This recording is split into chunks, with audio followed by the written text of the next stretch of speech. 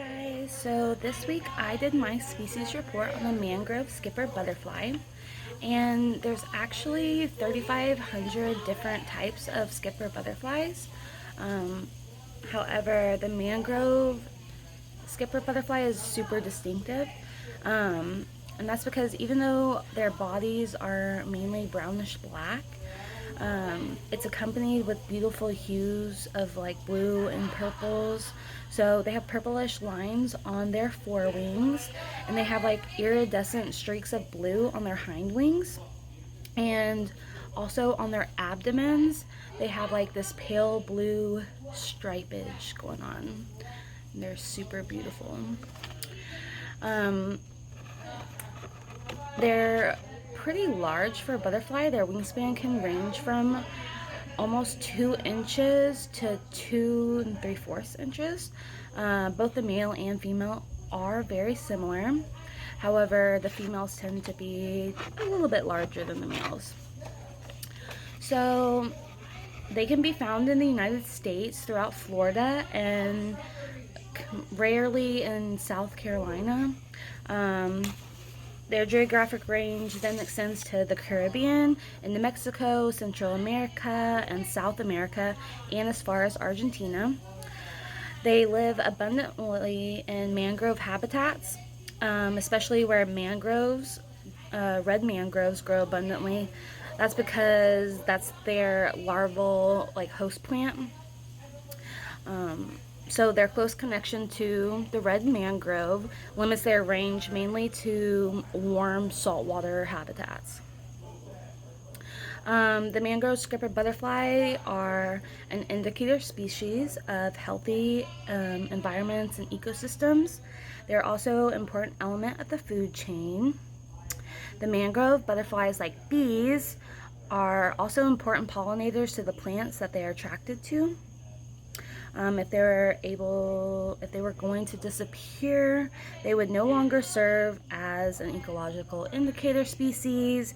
They would also no longer be on the food source chain and would cease to be important pollinators.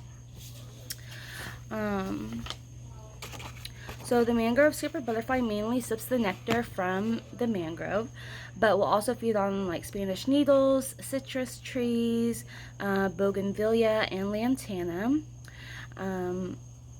They have quite a few predators like spiders, sometimes even fish, reptiles, mammals, and birds.